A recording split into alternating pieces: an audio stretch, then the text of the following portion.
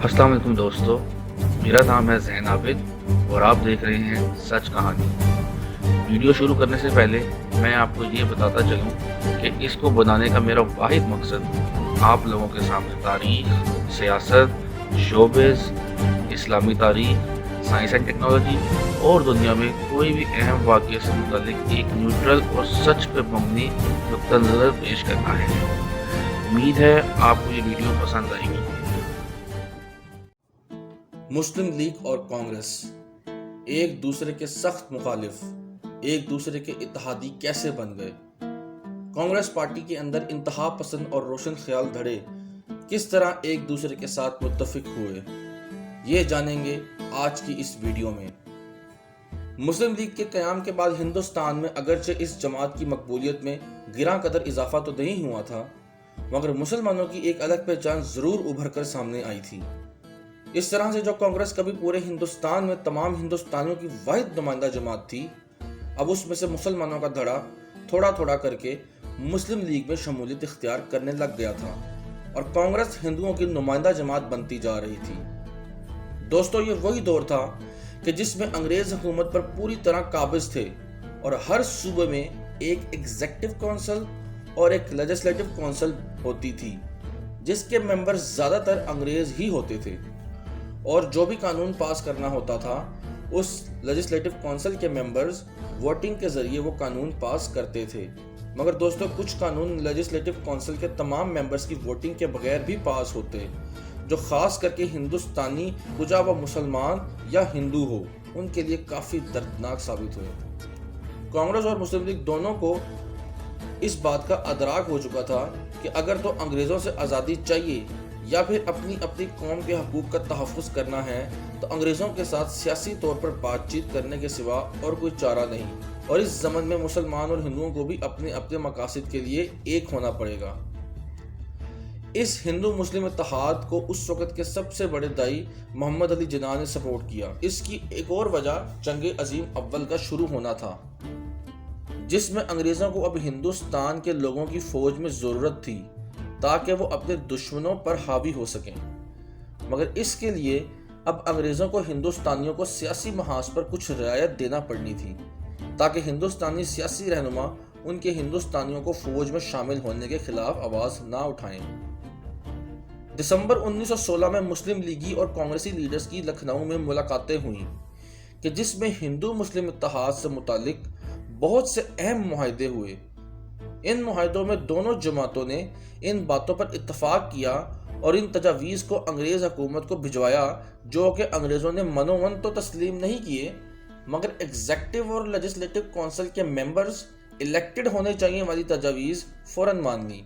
Lucknow pact की बाकी तजावीज़ ये थीं: एग्जीक्यूटिव और लेजिस्लेटिव काउंसिल की सीटों की तादाद बढ़ाई जाए, तकरीबन आधी सीटें एग्जीक्यूटिव काउंसिल की इलेक्टेड सीटें होनी चाहिए, हर सूबे की काउंसिल की 1/3 सीटें मुसलमानों के लिए मुख्तस होनी चाहिए सिवाय पंजाब और बंगाल के।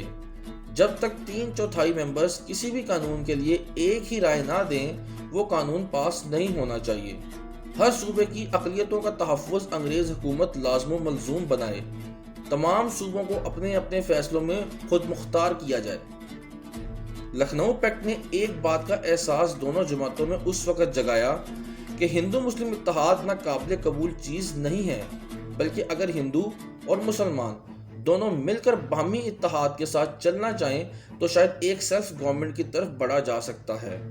उस वक्त कांग्रेस की तरफ से लजपत राय और गंगाधर तिलक जैसे लोग कांग्रेस की नुमाइंदगी कर रहे थे और मोहम्मद अली जिन्ना कांग्रेस और मुस्लिम लीग दोनों जमातों की तरफ से इसमें शामिल थे। लखनऊ पैक्ट के होने से कांग्रेस और मुस्लिम लीग के अंदर सेल्फ गवर्नमेंट और अपने हकूक़ के तहफ़्फ़ुज़ की जो नई रूह फूंकी गई थी, वो बहुत जल्द ही धड़ाम से टूटकर फना हो गई।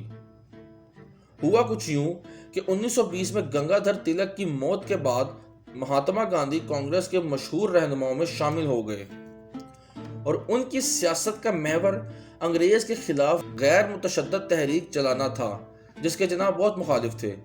और वो ये तहरीक अंग्रेज़ों के खिलाफ खिलाफत उस्मानिया के हक़ में चला रहे थे और जिन्ना खिलाफत उस्मानिया के हक़ में तहरीक चलाने को उस वक्त हिंदुस्तानियों के लिए कोई इतना सूदमंद नहीं समझते थे। दूसरी सबसे बड़ी वजह यह थी گاندھی لیجسلیٹو اور ایگزیکٹو اسمبلی کے لیے مسلم لیگ اور کانگریس کی طرف سے پیش کی گئی تجویز کہ جس میں مسلمانوں کے الگ سے الیکشنز کرائے جائیں کے خلاف تھے۔ ان کا موقف تھا کہ اگر مسلمانوں کو الگ انتخابات کی اجازت دے دی گئی تو ہندوؤں کی نچلی ذاتیں جیسا کہ شودر وغیرہ بھی الگ سے الیکشنز کا مطالبہ کریں گی، جو کہ ہندوؤں کے لیے کسی بھی طرح قابل قبول نہیں ہے۔ کانگریس جماعت میں اس وقت تک تمام بڑے ماڈریٹ جیسا کہ گوکھلے، فیروز شاہ مہتا انتقال کر چکے تھے، اس لیے اب گاندھی کے بیانیے کو جھٹلانے کی طاقت کسی اور لیڈر میں نہیں تھی۔ گاندھی کی کانگریس میں مقبولیت نے جناح صاحب کو ویسے ہی کنارے لگا دیا تھا، تو اب جناح صاحب نے کانگریس چھوڑنے کا فیصلہ کر لیا اور 1920 میں لکھنؤ پیکٹ کے خاتمے کے ساتھ جناح صاحب نے کانگریس چھوڑ دی اور پوری طرح سے مسلم لیگ میں شمولیت اختیار کر لی۔ یہاں میں لکھنؤ پیکٹ کی ناکامی کو مہاتما گاندھی کے تنگ نظر خیالات کو قرار دوں گا کہ جس کی وجہ سے اصل میں ہندو مسلم اتحاد کو سب سے بڑا زخم ملا اور اس کے بعد کبھی بھی ہندو مسلم اتحاد یا پھر ہندو مسلم کسی ایک نقطے پر اکٹھے نہ ہو سکے۔ دوستو پھر کیا ہوا؟ قائد کو اپنے 14 نکات کیوں پیش کرنے پڑے؟ نہرو رپورٹ کیا ہے؟ کانگریس کو سن 1937 میں حکومت ملنے کے بعد انہوں نے کون سے سخت قدم مسلمانوں کے لیے اٹھائے اور قرارداد پاکستان 23 مارچ یا 24 مارچ 1940 کو پیش کی گئی؟ یہ سب جانیں گے مگر تحریک پاکستان کی اگلی قسط میں۔ جی ہاں دوستو، تو کیسے لگی آپ کو ہماری یہ ویڈیو؟ کمنٹس میں ضرور بتائیے گا اور اس ویڈیو کو زیادہ سے زیادہ لائک اور سبسکرائب کریں تاکہ اس طرح کی مزید انفارمیٹیو ویڈیوز ہم آپ کے لیے لا سکیں۔